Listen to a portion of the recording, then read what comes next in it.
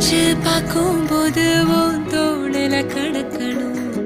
நினைச்சு நெளிஞ்சதெல்லாம் தினம் தினம் நடக்கும். கிடைச்ச நேரம் எல்லாம் கட்டி